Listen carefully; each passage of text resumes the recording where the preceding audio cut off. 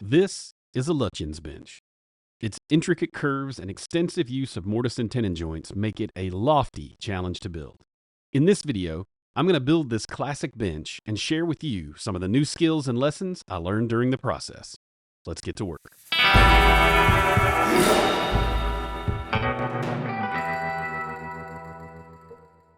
At the turn of the 20th century, renowned architect Sir Edwin Lutyens designed this iconic piece for a West Sussex estate named Little Thacum. The design is now regarded as one of his finest works, and reproductions can be found in personal and royal gardens the world over. A customer reached out and asked if I could build a nearly 8-foot wide version from Eastern red cedar. I bought some plans online for reference, but I decided not to build the exact same bench, and it still needed to be almost 3 feet wider anyway. So after planing all the lumber down, I cut some to length on the miter saw. Getting that iconic shape was going to be really important, and I had the idea to use the laser to draw the template directly on the wood. This wasn't a bad idea, but what you'll notice is I accidentally rotated the copy and not flipped it to make a mirror image. That meant that these were wrong before I even cut them out.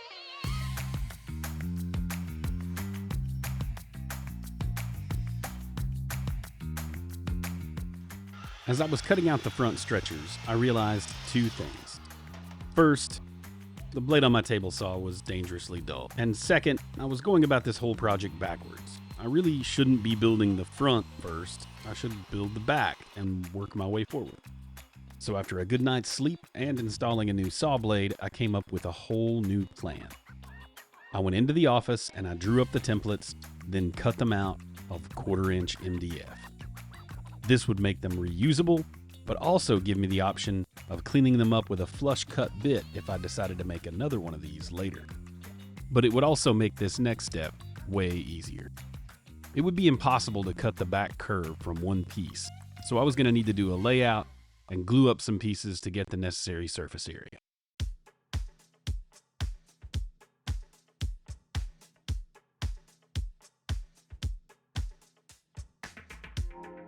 This ended up working out great, but I didn't have a flush cut bit large enough, and I was in a little bit of a time crunch to finish this bench before a scheduled surgery. So I cut these out on the bandsaw and cleaned them up on the oscillating sander.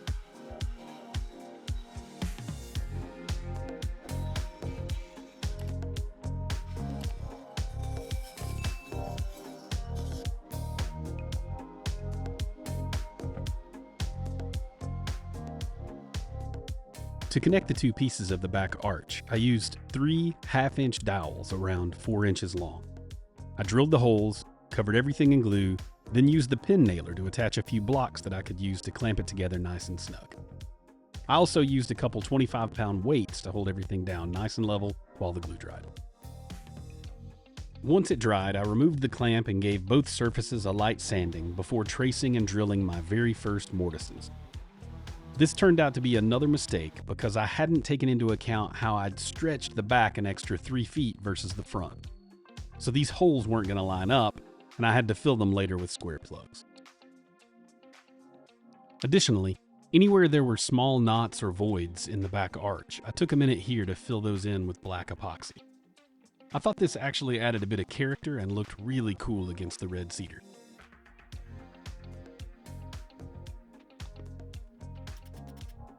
I cut the side legs, stretchers, and dividers to length and then pre-cut the mortises.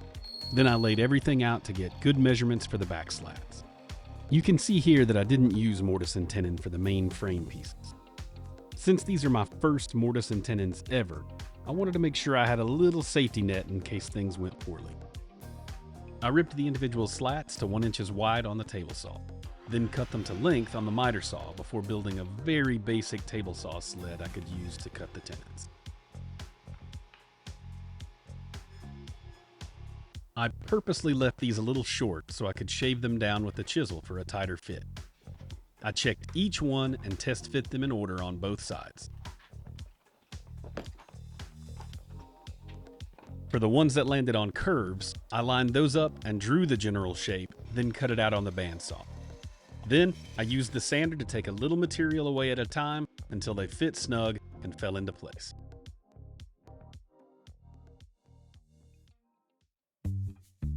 With the layout all done, it was time to glue everything together. This part was a little stressful. I was trying to use enough glue, but not so much that it made a huge mess, but also trying to hurry and get everything assembled before it dried or dripped. Those few stressful minutes aside, the prep work I'd done actually helped to make sure this all went together really smoothly. I did realize at this point that the arch was upside down, so I flipped it over, which also had the added benefit of solving the earlier problem with the mortises being in the wrong place. And it shifted the epoxy repair to the back. Win-win.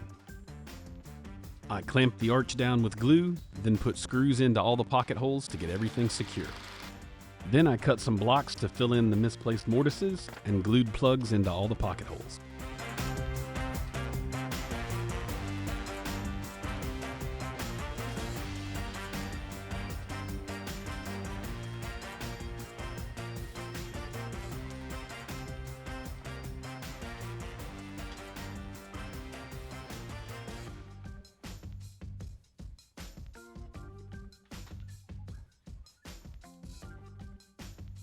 I was able to use the same front and back measurements in the plans I bought online, but I added an extra fourth support to spread out the load of the extra 3 feet of width. The curve dimensions worked as well, and that will make the bench infinitely more comfortable to sit on. So I cut those out on the bandsaw and got them attached.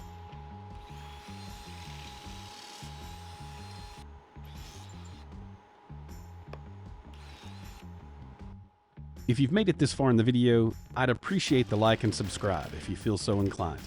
As a newer, smaller channel, it would really help me out.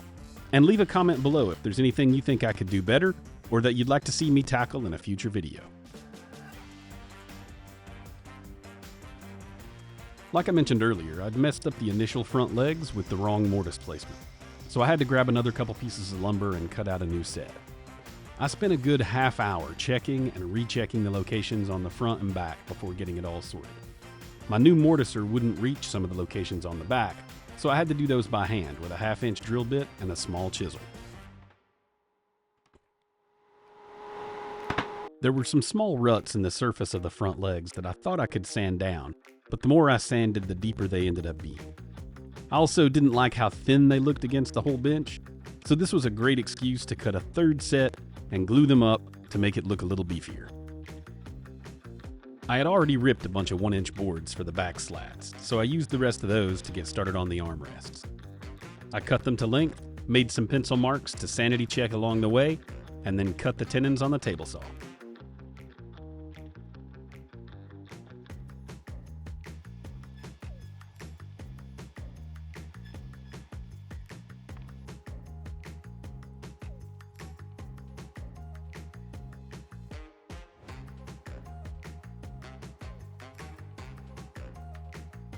The next morning, I took the armrests out of the clamps and gave them a good sanding.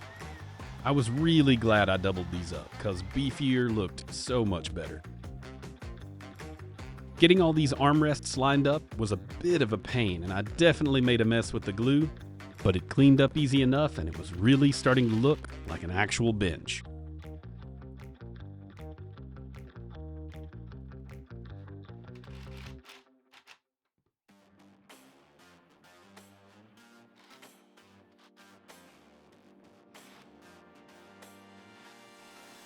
The last steps on this build are getting the seat slats in place.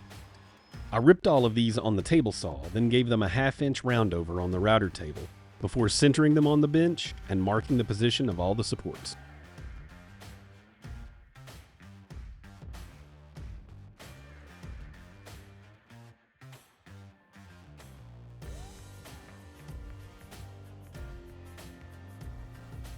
I pre-drilled all the holes with a countersink bit, then I used a 1/4-inch spacer from my setup blocks to keep a consistent space between the slats as I attached them with wood screws.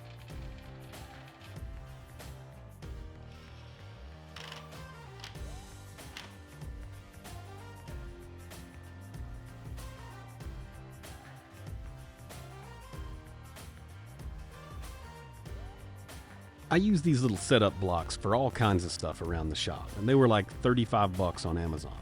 I'll link them in the description, along with some other tools and materials I used in this video.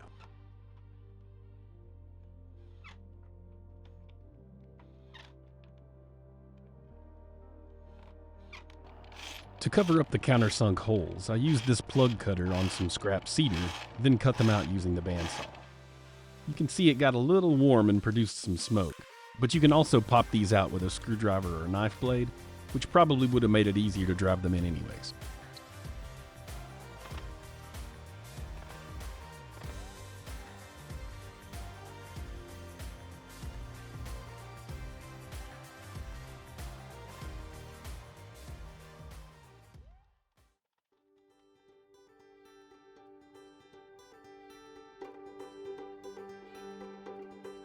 I sanded down the plugs, then went over all the surfaces and knocked down the edges.